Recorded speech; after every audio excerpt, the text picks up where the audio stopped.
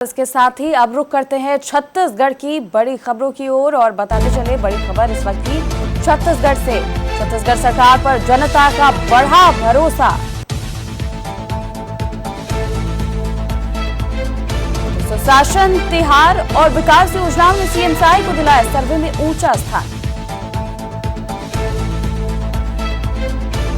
सर्वेक्षण में मिला 41.9% जन समर्थन। सुशासन तिहार के दौरान सीएम साई ने प्रदेश भर का किया था व्यापक भ्रमण।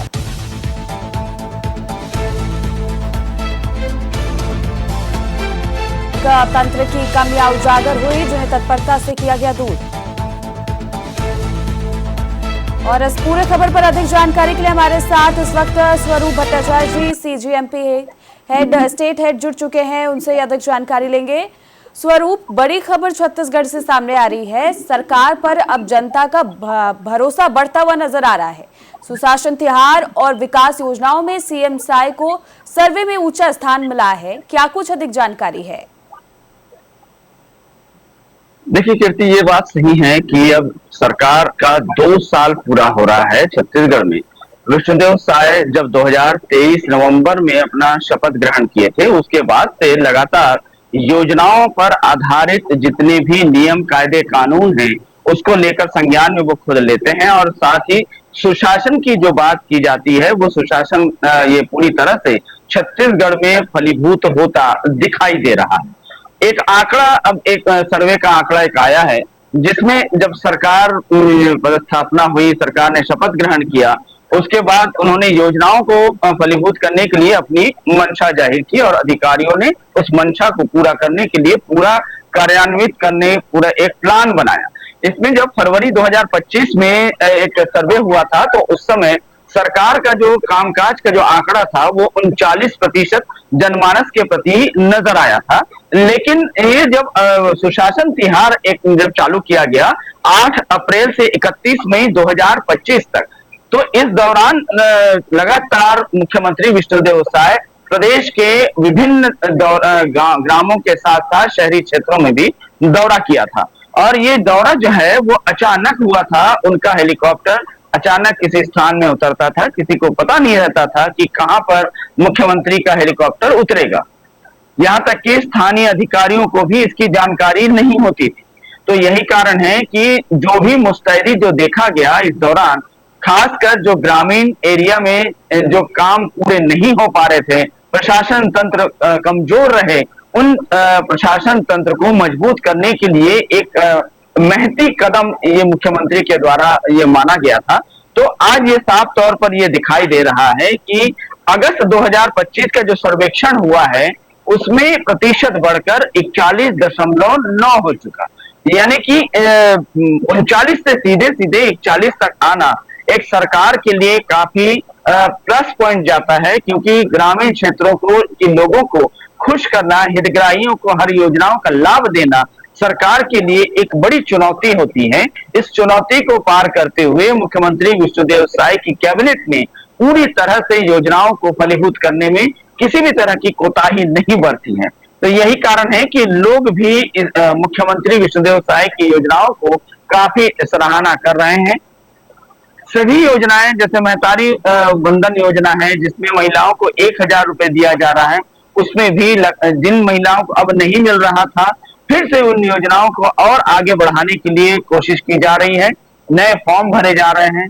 किसानों को जो 3100 रुपए समर्थन मूल्य देने की बात कही थी उन्हें भी दिया जा रहा है। यहाँ तक कि पिछली सरकार में जो बोनस रोक दिया गया था, जो 2018 के समय तत्कालीन मुख्यमंत्री डॉक्टर रमन सिंह ने कहा था, उसे रोक दिया गया था भूपेश बघेल के द्वारा, तो उसे भी विष्णुदेव साय ने मुख्यमंत्री बनते ही मोदी की गारंटी के तहत उसे पूरा कर लिया। तो इस तरह से देखा जाए तो सभी योजनाओं को फलीभूत करने में मुख्यमंत्री विष्णुदेव साय तैयार है। हाँ कीर्ति, बिल्कुल। इसके साथ ही स्वरूप, हालांकि ये भी बात कही जा रही है कि प्रशासनिक तंत्र की भी कई कमियां उजागर हुए हैं इस सर्वेक्षण के दौरान। हाँ, जैसे कि मैंने आपको भी बताया कि प्रशासनिक तंत्र की कमजोरियां ये थी कि कुछ काम जब नहीं हो पा रहे थे या लोगों को, अधिकारियों या कर्मचारियों के द्वारा गोल मोल घुमाया जा रहा था।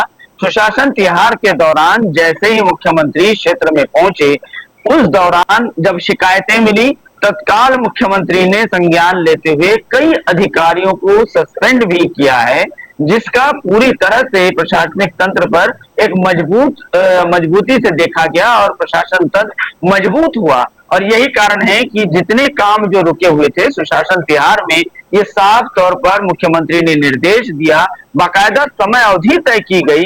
उस समय अवधि में यदि पूरा नहीं किया गया तो उसके बाद भी कई अधिकारियों को निलंबित भी किया गया। तो इसी से ये देखा जा रहा है कि प्रशासनिक तंत्र जो है वो काफी मजबूत हो चुका था। तो यही कारण है कि प्रशासनिक तंत्र के मजबूत होने में जो सीएम साई की जो बात जो कही जा रही है, उनकी जो देखरेख है, उनकी जो नियमावली है, उनको नियमावली को मानते हुए सीधे तौर पर प्रशासन जो चुस्त हुआ है, ये सबसे बड़ी बात है। दूसरी बात ये भी आपको और बता दूं कि सीएम का अब जापान और दक्षिण कोरिया का दौरा भी उन्होंने किया है।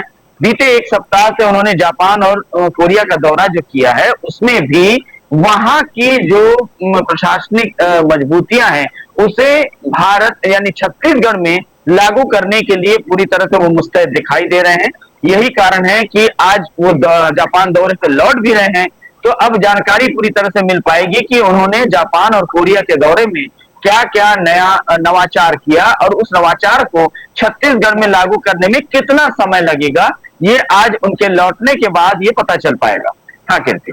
बिल्कुल स्वरूप, तो कुल मिलाकर ये बात कही जा सकती है कि इस सर्वेक्षण के बाद ये समझ में आ रहा है कि 2 साल में छत्तीसगढ़ में सीएम साई ने जो कार्य किया है उससे उनकी जनता खुश है, योजनाओं का लाभ समय पर लोग उठा पा रहे हैं।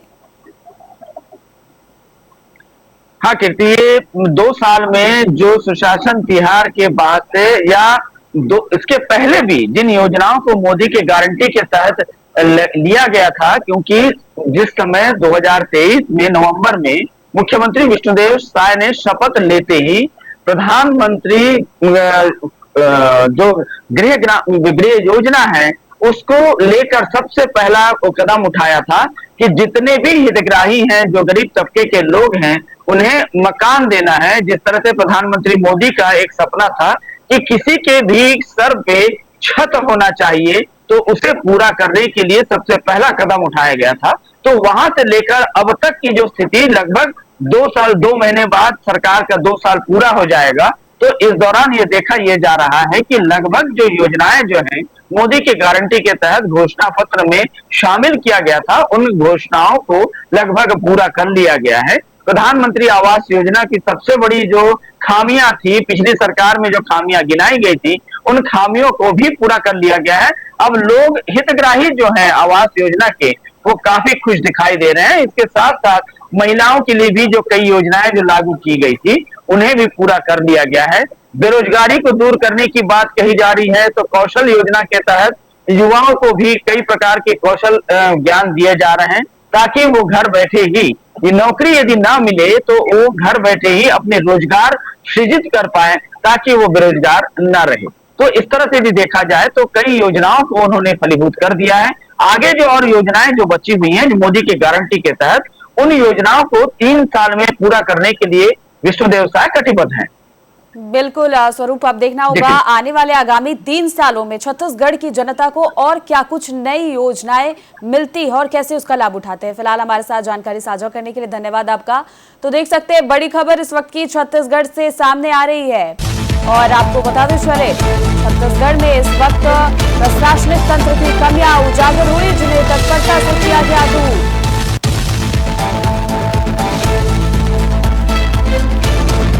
समयबद्ध क्रियान्वयन पर विशेष ध्यान किया गया केंद्रित। और सीएम का जापान और दक्षिण कोरिया दौरा साबित हुआ महत्वपूर्ण।